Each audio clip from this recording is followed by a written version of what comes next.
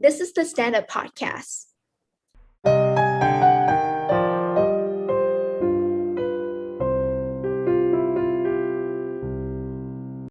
Have you ever questioned any sort of fairy tale before?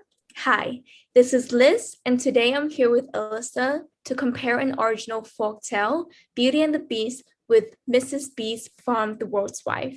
Hi, Elisa. It's so great to have you here with us today. Hi Liz, hi everyone. Wow, it's such a great honor. Thanks for having me here. Now, Elisa, have you heard of Beauty and the Beast? Oh yes, of course. It's my childhood favorite. I love how Beauty is so lovely, charming, and kind. She fell in love with the Beast, even though his deformity scares her at first. Like, she doesn't judge a person by their appearance. Oh, and most importantly, she's selfless too. She chose to sacrifice herself and agrees to stay with the beast to save her father. Wow, you do know a lot, huh? How about Mrs. Beast, which is the other version of Beauty and the Beast created by Carol and Duffy. Have you heard of that? Oh, yes, I've heard of that too. I love that poem. Like, I love the words wife, and I love Karen and Duffy too. Me too. I'm such a big fan of her. Um, I like the fact how the World Wives focuses on the female perspective by using traditional stories that were focused on male characters. I think the World Wives is able to present a voice to women of history and literature and to explore aspect of their lives and personalities. Oh, yes, yes. Moreover, I want to add on that, as with all the poems in the words wife, Duffy follows the form of dramatic monologue, and through the first stanza draws our attention to the history of male domination and female suppression. It's so cool how Mrs. Beast and Beauty and the Beast are so different. Like, you get what I mean, right? Oh yes, I definitely get what you are trying to say. Um, Yeah, for example, in the original folktale, Beauty and the Beast, Beauty was portrayed as a submissive, obedient daughter to her father and a servant to the beast. And the story confirms to the cute but essentially helpless female stereotype. However, Duffy reworks the tale Beauty and the Beast to explore her thoughts about feminism and feminist ideals.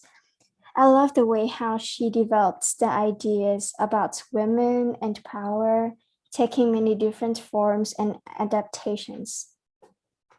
mm, well, I love that. However, I think the poem also takes the form of a dramatic monologue, like what you mentioned earlier, and in doing so, reveals more about the speaker than perhaps they would intend. As Mrs. B's true character is exposed, Duffy's poems becomes a critique not only of oppression of the female voice, but also of self-serving feminists who cannot, as Bell Hooks stated, distinguish between power as domination and control over others and power that is creative and life-affirming. From line 21 to 24 of Mrs. Beast, we see that Mrs. Beast aims only to dominate the beast entirely. For example, she said, keeping him on his knees at the door. Like, this seems as like a punishment for centuries of female oppression. Moreover, as the title would suggest, Mrs. Beast, in this case, she is the real beast, wishing only to accumulate her own gold, better sex, and a husband to kiss her gloves whenever she pleases. Oh, yes, I totally agree with you. You know what? The sexual language used by Duffy parodies the original children's tale, like the short sentences removing any emotion. For example, in line 33 to 35, Mrs. Beast said, "Do this harder, do this faster. That's not what I meant. These are a list of instructions. There's no sign of reciprocal pleasure for the beast." Oh, I love that interpretation. I was gonna bring that up too. And yeah, Duffy definitely subverts the traditional relationship between sex and power, with man dominating the woman. Yet the cruel language Duffy uses to describe the beast as, quote, the pig, horrid, hooked, yellowy, and mongrel.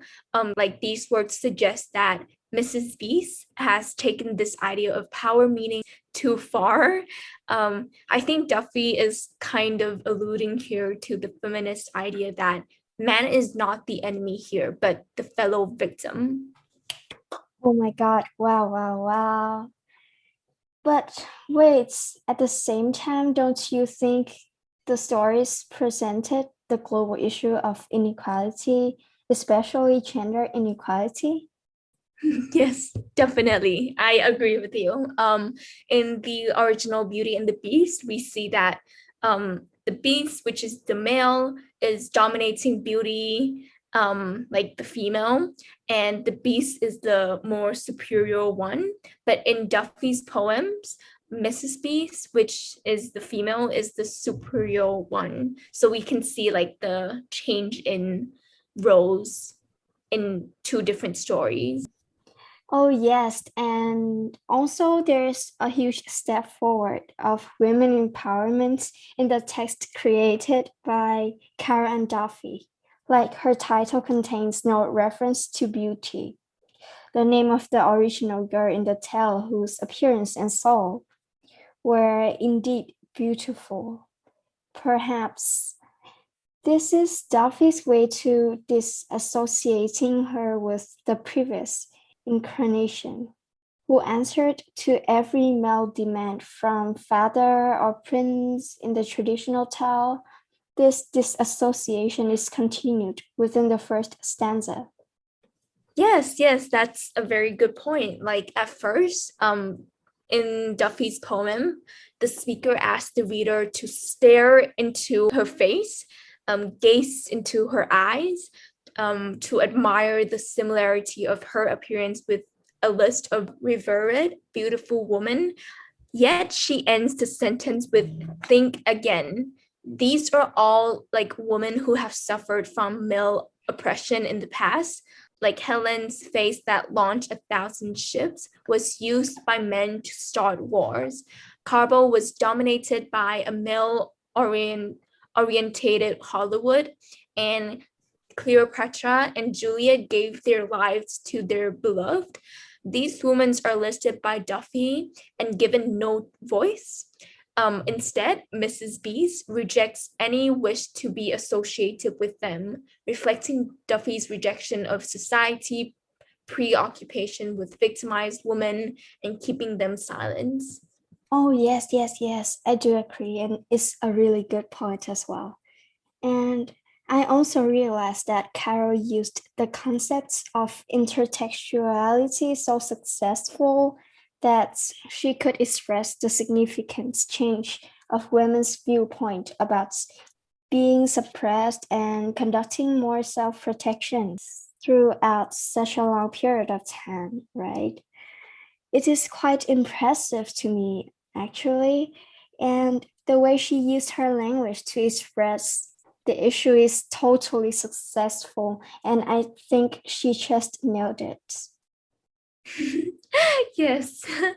But wait, returning to our global issue, which is gender inequality, do you think Carol is right in her poem, like to empower women and let the woman be the dominating one?